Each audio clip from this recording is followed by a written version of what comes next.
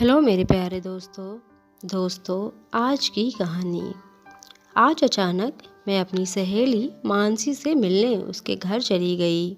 मानसी ने हमेशा की तरह बेहद गर्मजोशी से मेरा स्वागत किया और फिर हम दोनों बैठकर बातचीत करने लगे।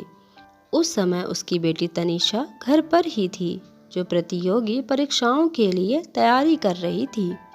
लेकिन मानसी ने चाय बनाने के लिए अपने बेटे वरुण को बोला, जो थोड़ी देर पहले ही कॉलेज से लौटा था। मुझे तो उस समय यही लगा कि वरुण और लड़कों की तरह कोई ना कोई बहाना बनाकर मानसी को मना कर देगा। लेकिन उसने जिस तरह से चाय और नाश्ते की प्लेट हमारे सामने सर्व की, उसे देखकर मैं अचंभित रह गई। सच कहूँ तो मेरे लिए ये सब बहुत अजीब था, क्योंकि मेरा बेटा आलोक कभी भी किसी काम को हाथ नहीं लगाता है, बल्कि उसके सारे काम मुझे ही करने पड़ते हैं। अगर कभी मैं उसे कुछ करने के लिए कह भी दूं, तो उसके पास मना करने के ढेर सारे बहाने होते हैं। शायद मानसी ने मेरे मन के भीतर चल रही उथल पुथल को पहचान लिया था। तभी तो वे अचानक मुझसे पूछने लगी, क्या हुआ दिव्या, तू किस सोच में पड़ गई? कहीं ये तो नहीं सोच रही कि तनीषा के घर में होते हुए मैंने वरुण को चाय बनाने के लिए क्यों बोला? हाँ, सच में मुझे बहुत अजीब लग रहा है, क्योंकि मेरा बेटा आलोक तो घर के किसी भी काम को हाथ नहीं लगाता है, बल्कि उसे तो अपने कामों के लिए भी किसी और की ज़रूरत पड़ती है। और शायद इसी वजह से मुझे दम मारने की भी फुर्सत नहीं मिल पाती है।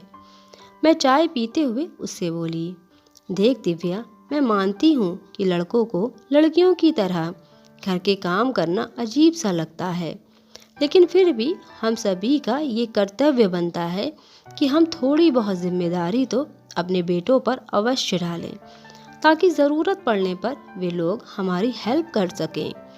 अब अगर तनीषा अपनी पढ़ाई में बिजी है, तो ऐसे में वरुण को ही घर के छोटे मोटे काम निपटाने के लिए बोला जाता है, ताकि तनीषा अपनी पढ़ाई पर फोकस कर सके।